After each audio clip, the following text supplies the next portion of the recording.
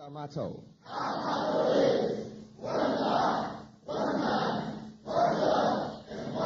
What is our motto?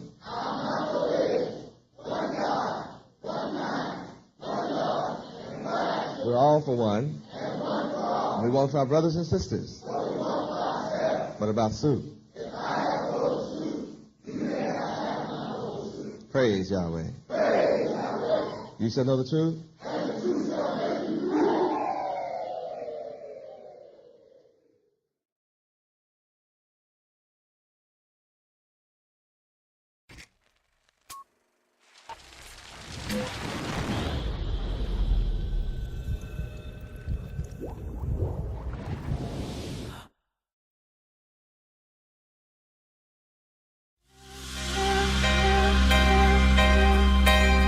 Can't make the day seem right and make the darkness bright. That's what you do.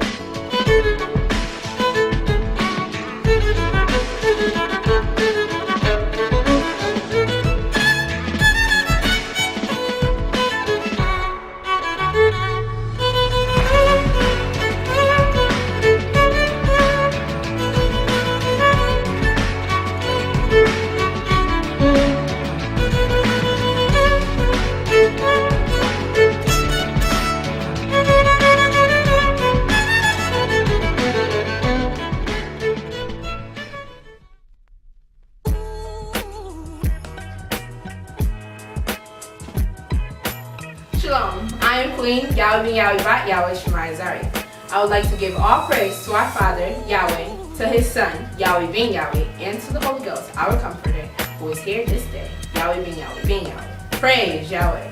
Shalom. Shalom and welcome back to our wonderful show, the I and You. This show is a special show because today we'll be honoring what has been said in reference to this year, being the Year of the Lion. Woo! Yes, Yahweh, the Year of the Lion. How powerful is that statement to you? How much thought have you put into that statement? We have witnessed on various occasions countless pictures being posted, and yes, conversations, and even videos being posted about lions. How much do you know about lions? Do you know that lions are predators? Have you paid attention to the strategy they use for their daily survival? Lions are one of the most patient animals in the animal kingdom. They know how to get along with each other. It's just so wonderful that like people will see a lion one way, but like once you get to understand it and learn about the lion, it's just a whole new perspective about it. Praise Yahweh. Imagine, they formulate a game plan for battle to use against other lions who come to take their pride. Have you noticed their agile movements that they use when they are on the hunt. Now, you are a lion, our elder over there is a lion, and Tom the cameraman is a lion. I'm also a lion. We are all lions. Do we already use these characteristics? How do we incorporate them into our lives so as to live up to our abilities? Spiritually speaking, of course. Everything about the lion is spiritually speaking about you and I. Again, I say this show is special, designed to bring about the true understanding of the statement, this is the year of the lion. The many posts of pictures of the lion and its characteristics of what is believed to be a representation of us. Join us as we watch a video all about lions. Get a pen, piece of paper, notebook, iPod, iPads, any other writing device that you might have, and let us take notes so that we may discuss with ourselves what we have learned and how we have a better understanding of what it is that we are to be doing this year. I will see you again after the video. I love you, Yahweh. Let's have some fun. Praise Yahweh.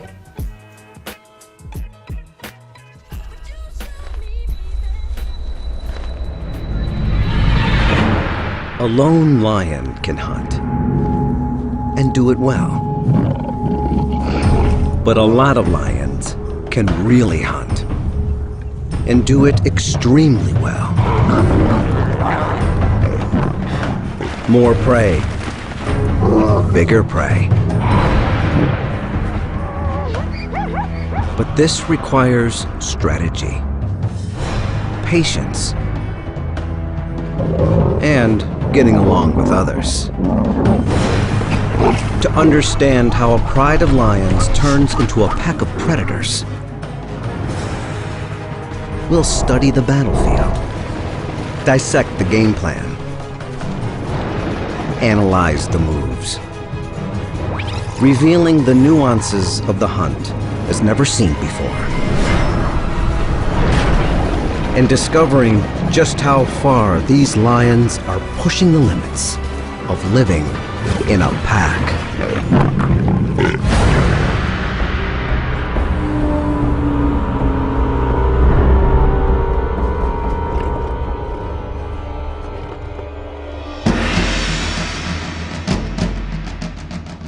Singita, South Africa.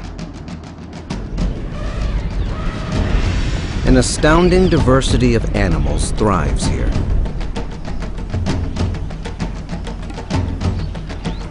At the top of the food chain, lions.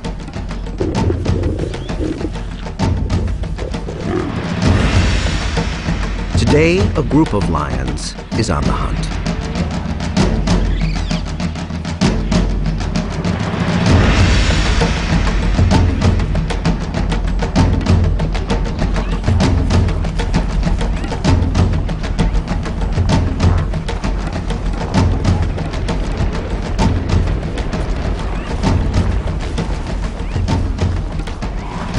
This is the Mountain Pride.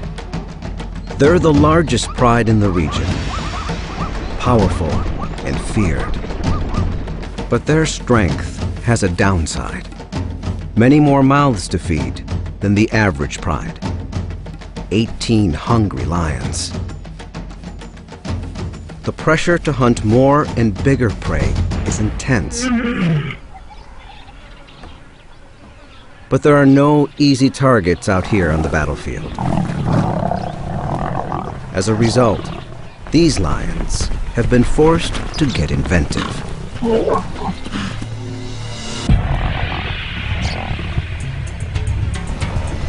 We'll witness the Mountain Pride deploy 3 offensive strategies: the ambush, the blitz, and the siege. Each tactic is tailored to the specific behaviors of the prey. And each member has a role to play. Like any team, there are heroes and slackers. But without true collaboration, the pride's very survival is at stake.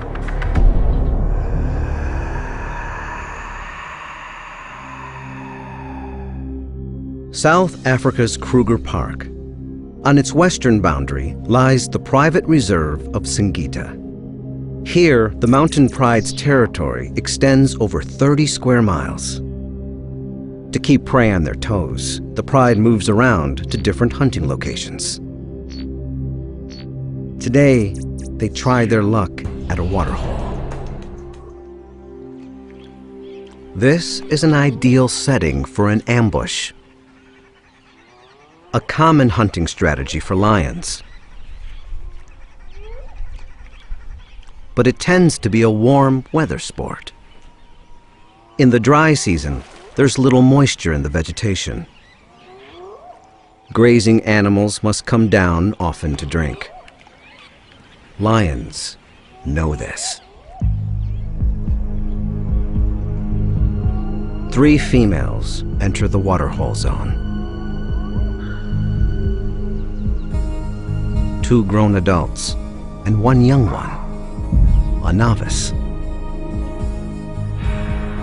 They're part of a pack that split off from the Mountain Pride, a hungry splinter group having a go at hunting on their own. Related lionesses form the core of any pride. They are the expert hunters. The secrets of their trade are passed down to the female cubs. This morning, the other pride members are sleeping in. Their alarm clock will be the sound of a kill. If the triad is successful.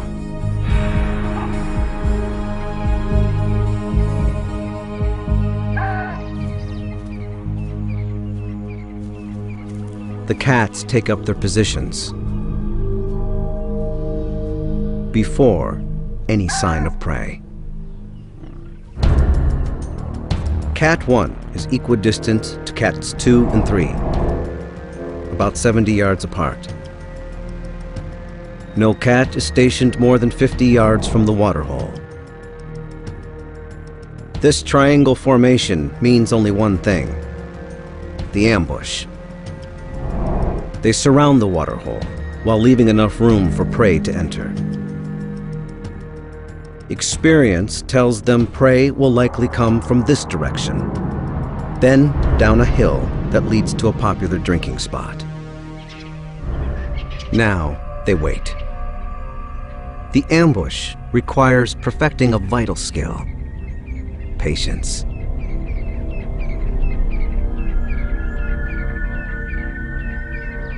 Two hours go by. Nothing.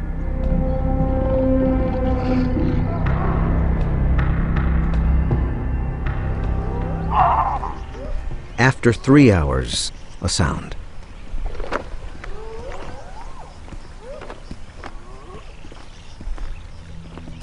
Thirsty zebra. From the direction the lions expected.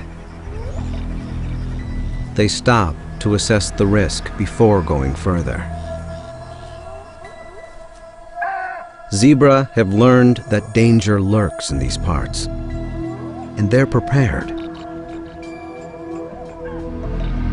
They're fast, cautious, and travel in numbers.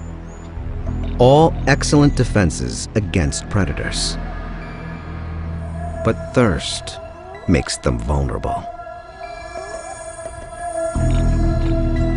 The distance closes between hunter and hunted.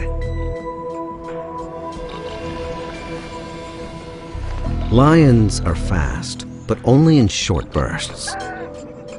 If they don't get close enough, their prey will outrun them. Too close, and they'll give themselves away. The plan: any cat can start the ambush. They'll wait for the defense to make their move. Once the zebra have gotten close enough, here in the red zone, a lioness will strike.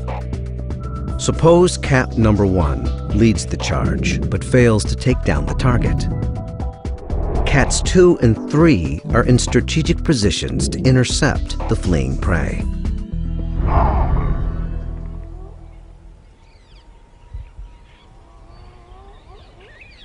Finally, thirst trumps fear.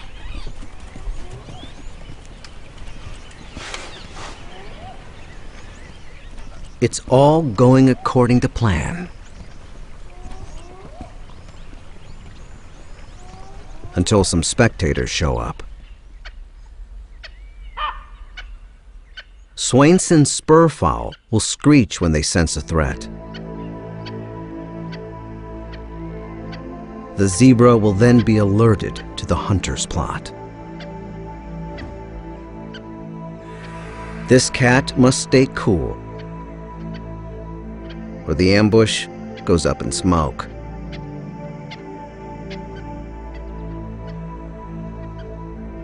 Luckily, this older lioness knows what to do. Make like a bush.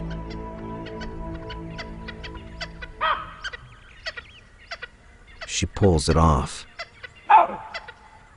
And the hunt is still on.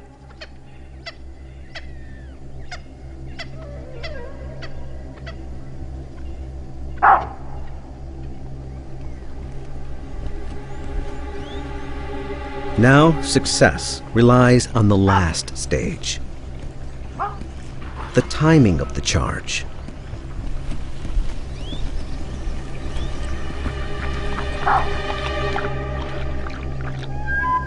How do you know when it's right? No one can say for sure. It takes that unknown, unquantifiable factor. Experience.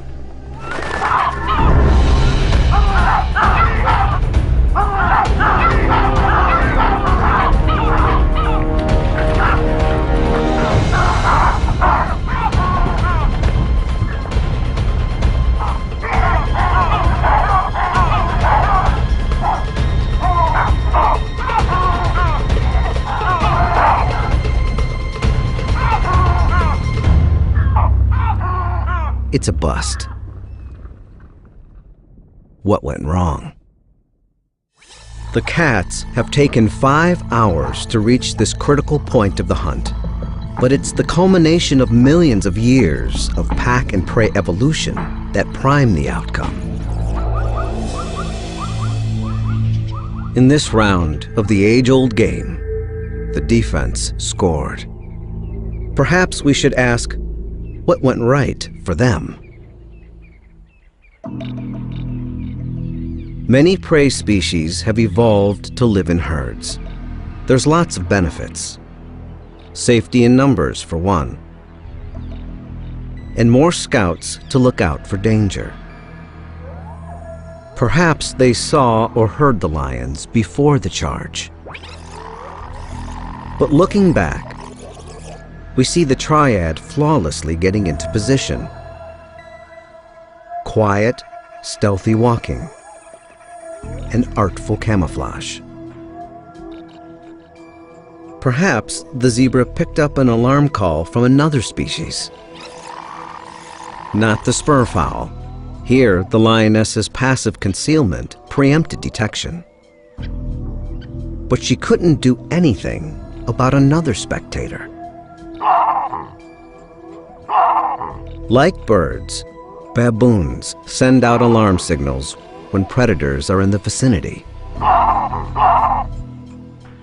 But the zebra didn't seem to react to their distant call.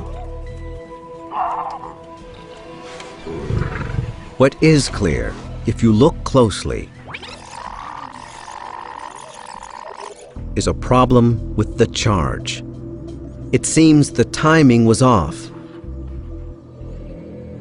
The culprit, the rookie. As with many youngsters, she lacked patience. The ambush might have worked if the lioness waited for the zebra to move into the ideal position for the net to close. the retreating herd would have been cut off by the waterhole and blocked by the other hunters. But the inexperienced cat jumped the gun and scared the zebra back up the hill and away.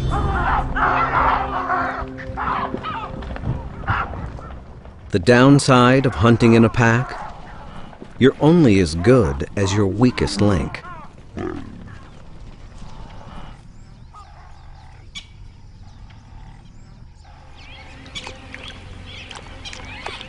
The cat's sole compensation today is a cool drink.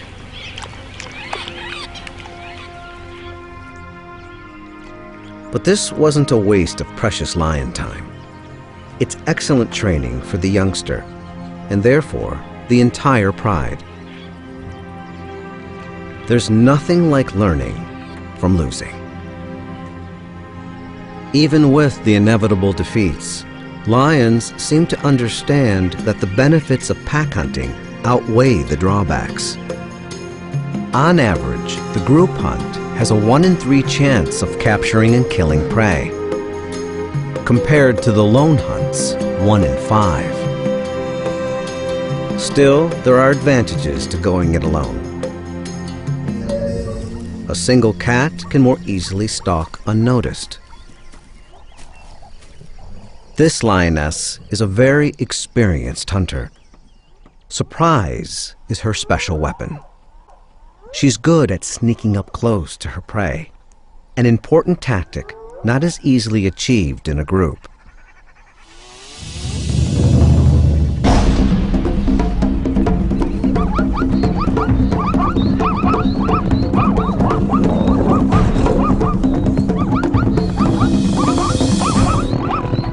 Without her perfectly adapted claws, success would be elusive. Lion claws are retractable. When a lion's not hunting, claws are kept sharp under a protective sheath. As a lion jumps on the prey's hiding-quarters, they release their claws and sink them into the flesh, like hooks. The cat tugs downward while muscle and teeth take over, finishing the job. A lone hunter can keep more of the spoils for herself, but eventually she'll have to share with some of the others, even if she doesn't want to. Sharing is a lion thing. Most other cats are loners, but lions depend on each other to raise their young, to defend their territory, and especially to hunt.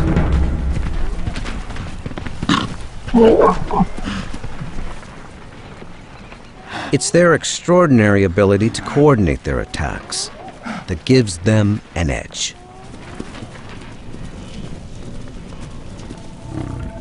The mountain pride is skilled at the group hunt, but they're struggling.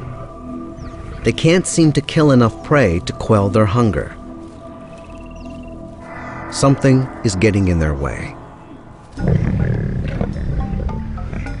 A problem that might seem familiar to many species. Teenagers. Teenage boys. Normally, when the cubs reach 3 or 4 years, the dominant males kick them out of the pride. These elders won't tolerate sexual competition. But there are no adult males in the mountain pride. Perhaps they died or wandered off to join other prides.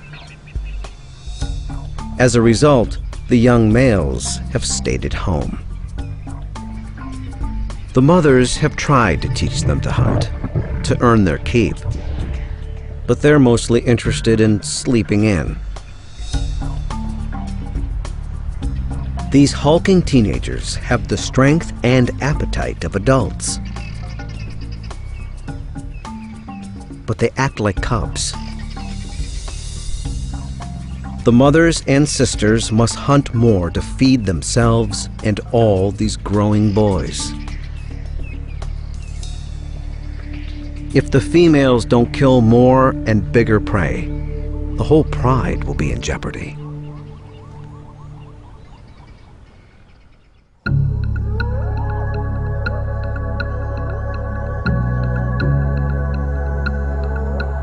As night sets in, the females pick up a mouth-watering scent.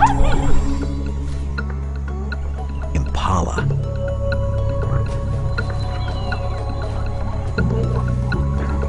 For a lion, an antelope like impala is not a lavish meal, just daily grub. But this doesn't make the hunt any easier. Impala possess a kind of advanced warning system known as the flight zone. As soon as a potential threat crosses the perceived boundary, the animals know to run. The alarm system provides a head start. An impala knows it can outrun a lion if it takes off as soon as the alarm is triggered. The lions must respect the flight zone, get to know it, and eventually penetrate it. They must inch as close as possible to their prey without being detected. This is because lions are built for speed, not for distance. Like all cats, they stand on the balls of their paws. This allows them to dig their toes in, bend their feet, and propel themselves forward, giving them a flying start. Their muscles snap into action. Made for the sprint, lion muscles extend over the entire length of the leg. They're fueled by glycogen, a chemical that releases a concentrated burst of energy when needed.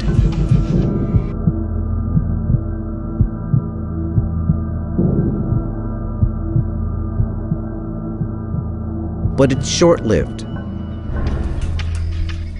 The lion may be able to hit its top speed of 37 miles per hour in a split second, but it can only maintain it for 300 feet. Prey, like antelope or zebra, have hooves that lack the bending ability of paws, so are slower off the mark. But once they get going, they can maintain their top speeds for much longer.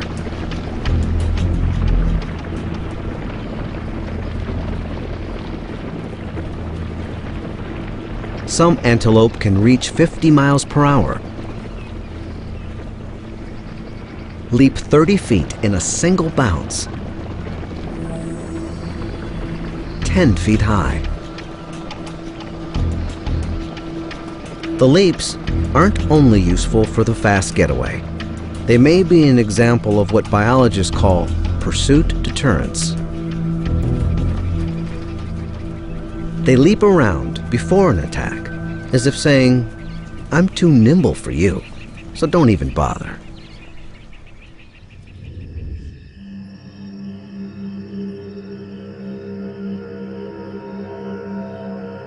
The hunters quietly slip toward the prey.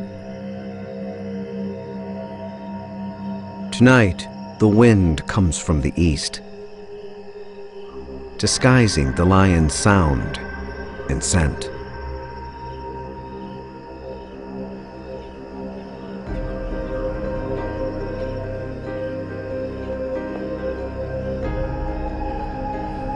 They fan out into the darkness, forming a line from one angle.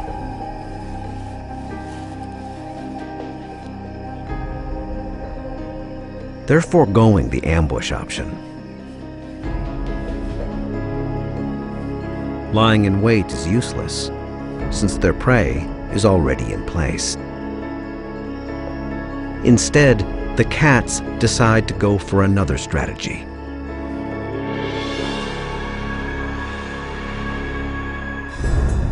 The plan: 5 cats will form a line, staying within eye contact of each other.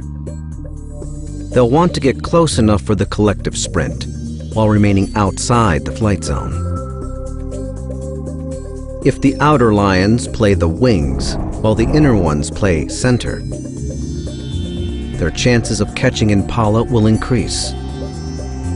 The wings should start the charge. Some impala will leap away, but others might run toward the middle, where the centers can intercept them.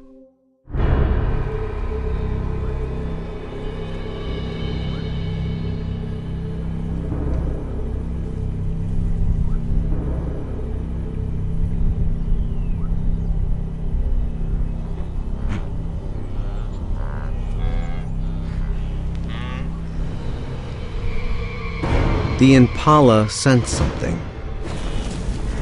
They start to bounce. But it's just a hippo, another vegetarian fumbling in the night.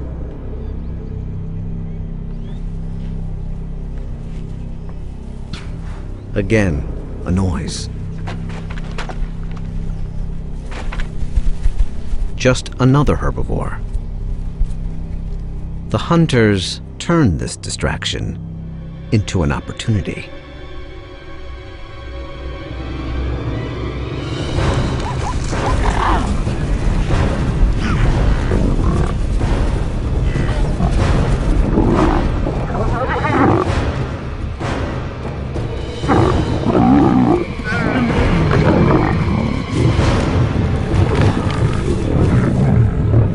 This time, it works.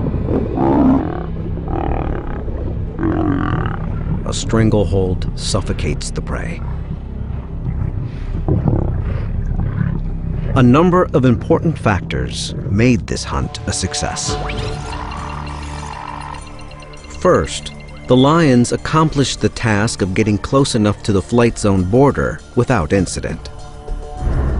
Second, the lions did take up their positions as wings and centers, but with a slight variation. They launched the blitz in unison, creating massive confusion, capturing an unlucky impala in the fray. Third, take a look at the defense.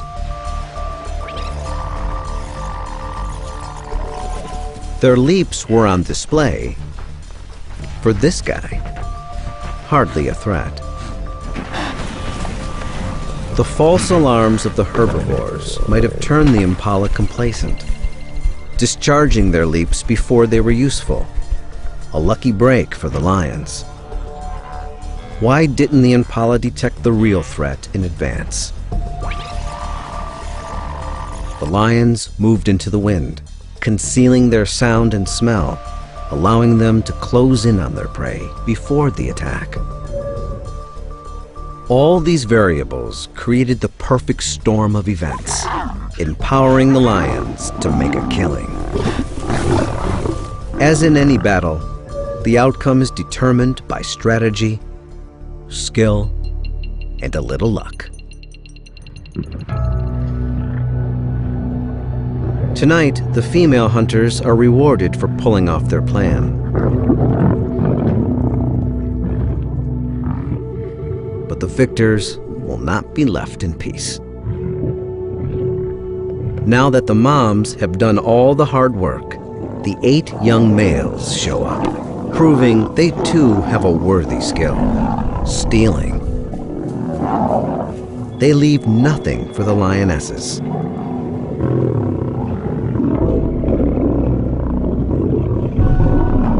But even among the freeloaders, there is little to go around.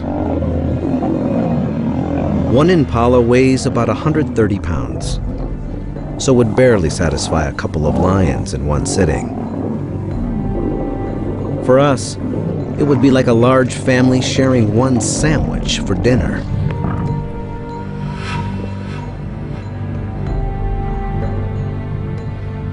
Desperate for a meal to feed the whole pride, they'll have to take extreme measures.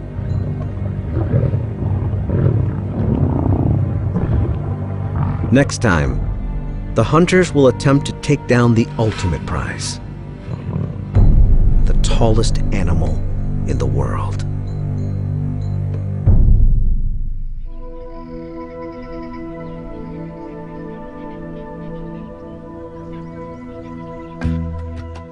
Africa's roaming watchtowers.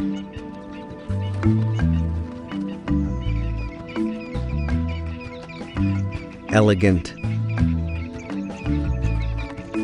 graceful.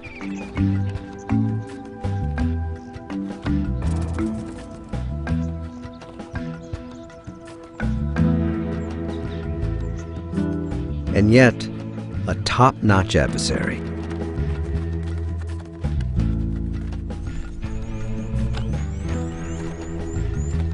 A creature that lions usually avoid because of their formidable defenses.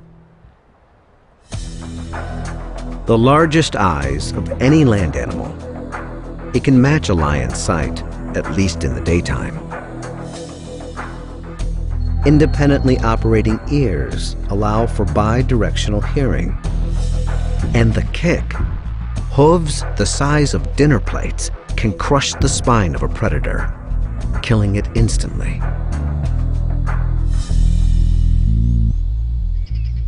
A lion hunting giraffe would be like a human tackling an elephant, bare-handed.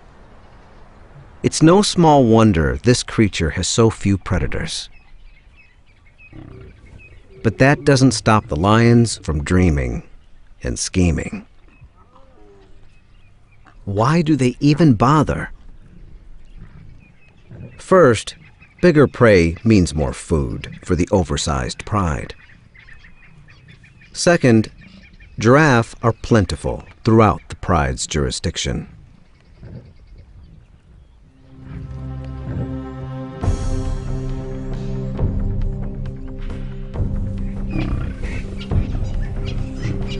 The lions see them everywhere.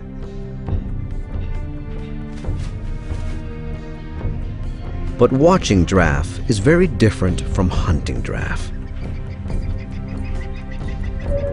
The success of such a kill usually depends on the heavyweights pitching in. Remember, the only males in the mountain pride are the layabout teenagers. Perhaps the females are on a fool's errand. Most lions would attempt to pick on someone closer to their own size.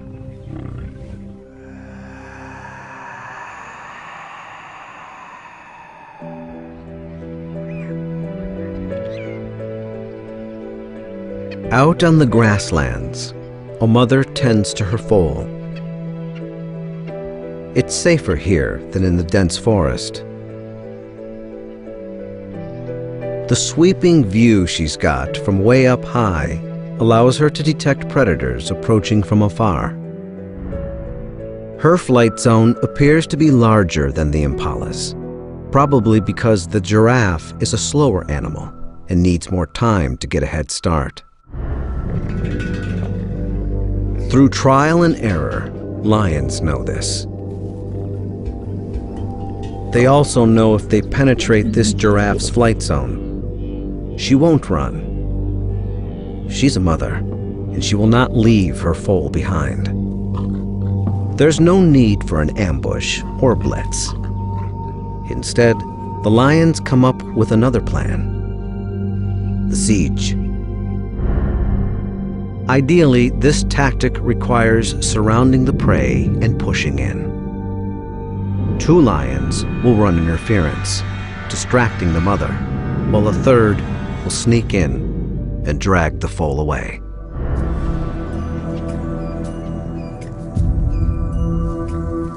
The lions creep close, encircling their target, blending in.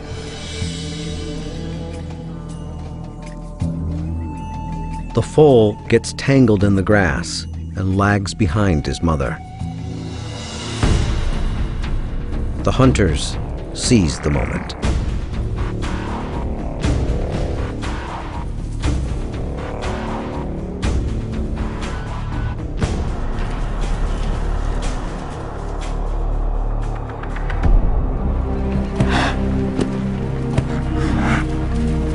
The lions pull off the first phase of the strategy. But now they'll have to contend with the mother's fury. They pause and reset their positions. The foal is injured. Suddenly, a fourth cat barrels in, distracting the mother. Without her, the foal is defenseless.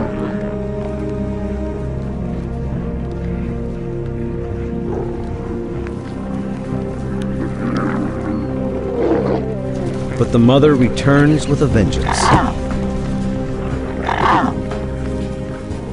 Suddenly, the tables are turned.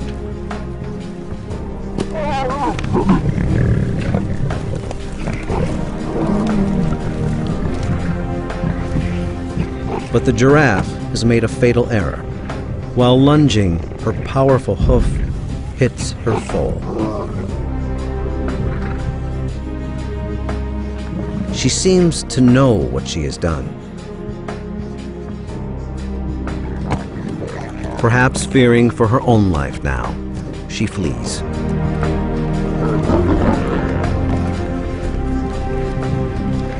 It's over.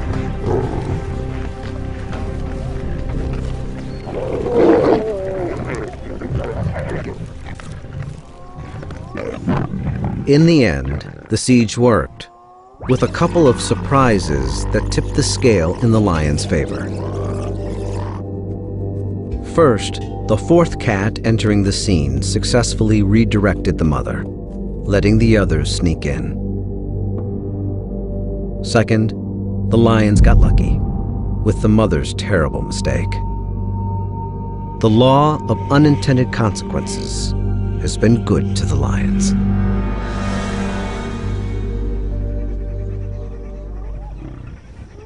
But a large lion family needs much more protein than the foal can provide. The mountain pride is hungry. They have no choice but to risk a more dangerous mission: a full-grown giraffe.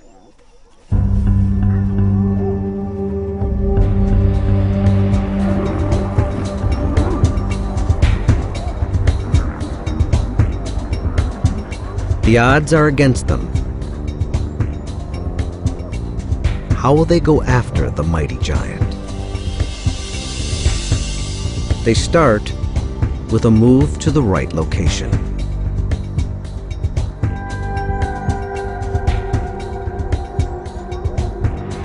To the edge of the mountains, rocky terrain.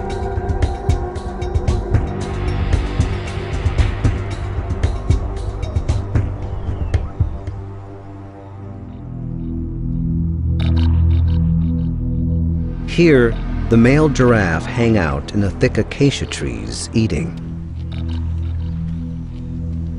Here, they're more vulnerable to attacks. Because here, their main defense is useless. Giraffe can't easily run over the rocks. In fact, they're stumblers. Their height serves them well, except when it comes to stability. Once felled, getting back up is tough. Lions observe this. The giraffe's other excellent defense, seeing far across the grasslands, is also compromised in the forest. They can't see, and they can't run. Like the zebra risking their lives for a sip of water, the giraffe must sometimes trade safety for a meal.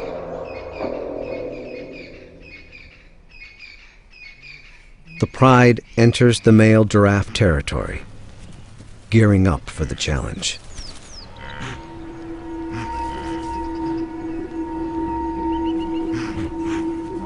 But a curious sight stops them in their tracks.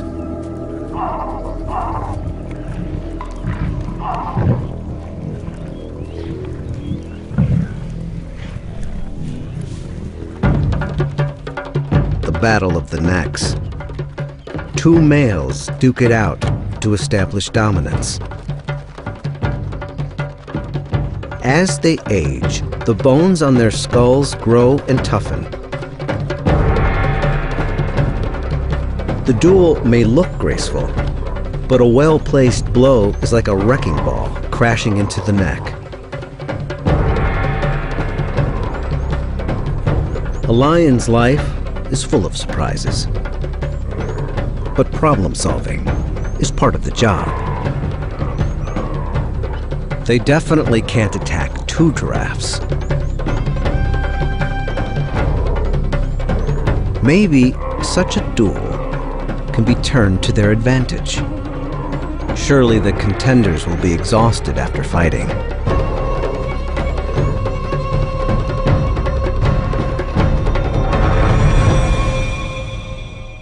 By day's end, the winner is declared. He can take a break. But a giraffe that loses a match is in jeopardy of losing even more.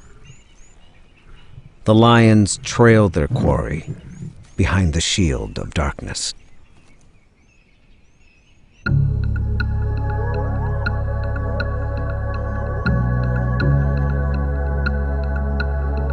The Mountain Pride calls in more troops. 6 females join forces tonight. Their chances are slim, but they use the night to their advantage. Giraffe struggle to see lions in the darkness. But lion eyes are perfectly adapted to nocturnal hunting. Millions of rods in the retina enhance their ability to detect shapes in low light conditions. A layer in the back of the eyeball works like a mirror. It bounces light back through the retina, making objects appear brighter. It's also responsible for the eerie glow in their eyes. The Mountain Pride picks up a scent in the maze of the forest.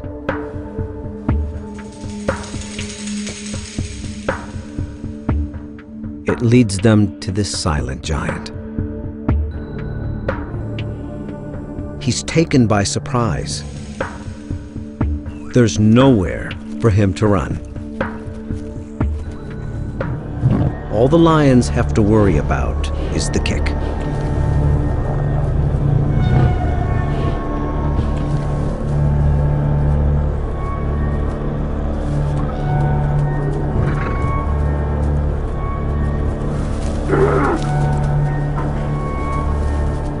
As with the female giraffe, an ambush or blitz is unnecessary. Instead, they'll deploy their siege strategy. The plan: first, the lions must herd the giraffe out of the trees and into a small clearing, giving them room to work. The pack will encircle him to within a few feet of his hooves. At least 3 must run interference, while 1 jumps on his back. Then the entire team will wrestle him down. The giraffe has only one option: to fight.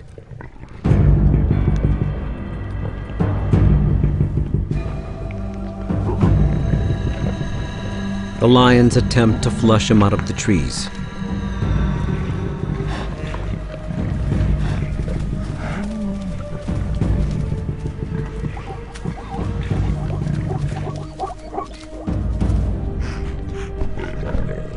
In the clear, they circle their prey right under his hooves.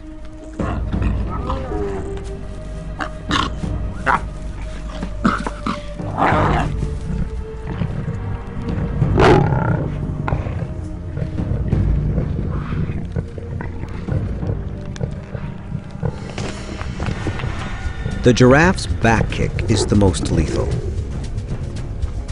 Like a fast swinging sledgehammer.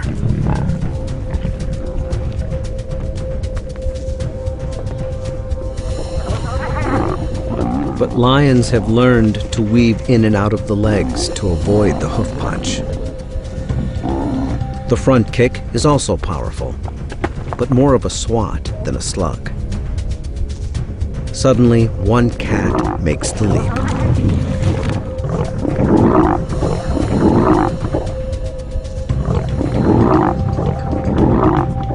But another takes a back kick in the face.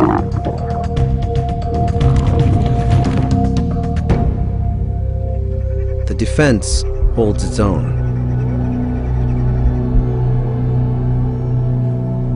The cats are weary.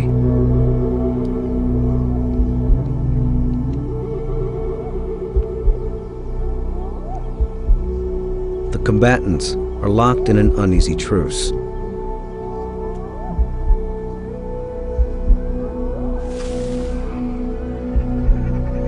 A decision to call it quits is looming.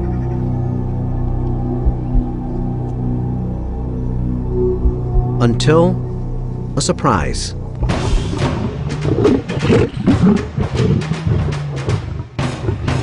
Reinforcements for the Mountain Pride arrive.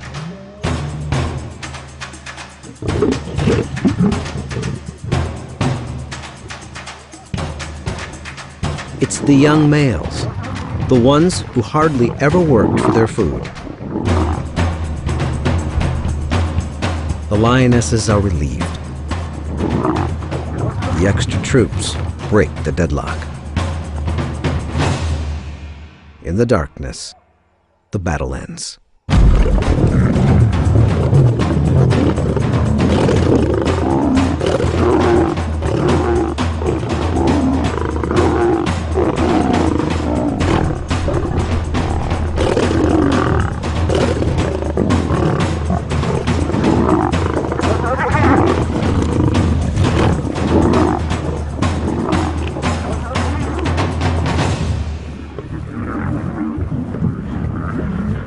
Finally, the young males earn their meal, the hard way.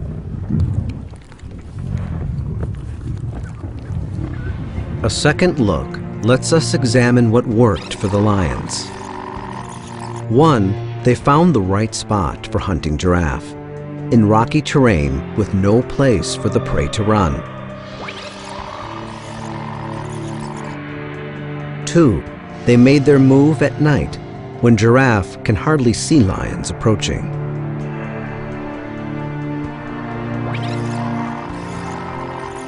Three, after herding the giraffe into a small clearing, they closed in almost directly under him, avoiding his kick, at least for a while.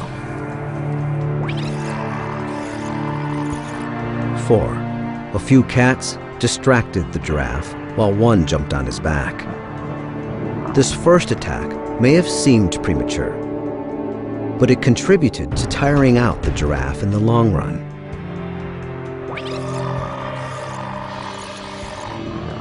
5, remember the lioness who received the blow. In slow motion, we can see she actually twists her body backward, avoiding the thrust of the kick. This acrobatic defense allowed her to avoid an injury and stay in the fight. 6. If you look closely, you'll see a rotation. Some lions moved in, while others retreated. They were tired, but would have been dangerously exhausted if they didn't take turns.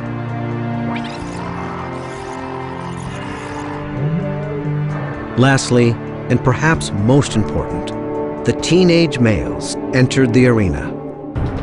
The extra muscle enabled them to control the game and defeat the giraffe.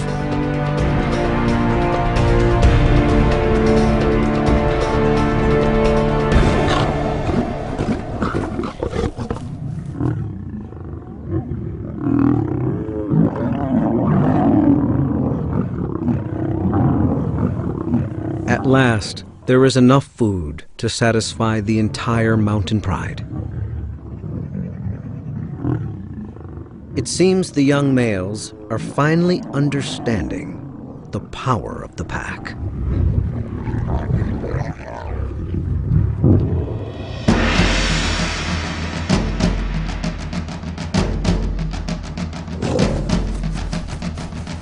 This death, this meal, did not happen merely by chance. There are a myriad of tiny variables reacting off one another that determines the outcome of the battle. The mastery of perfect timing, the fine-tuning of sensory skills, the fervent dance of defense. But it is this power of cooperation that has worked to the lion's advantage. The Mountain Pride has learned to take down the tallest animal in the world by pooling their expertise into team tactics.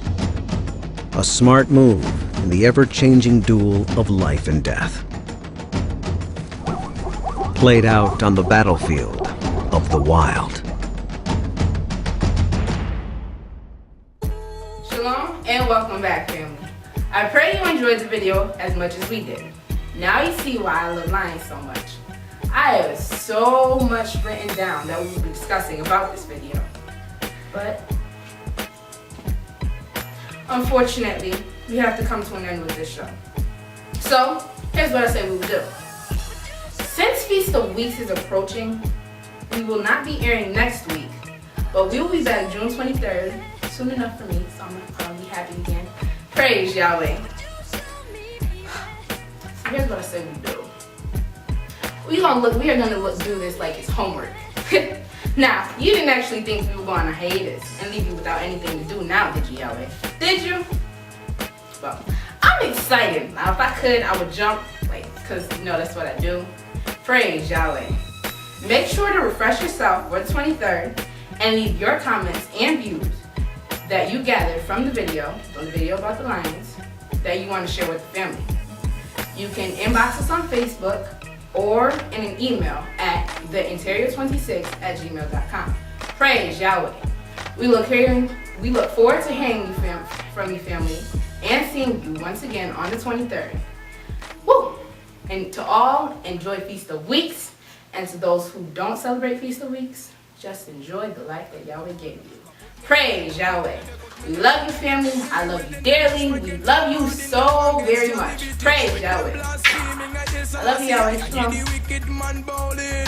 Them gone against the youth because them see the youth uprising.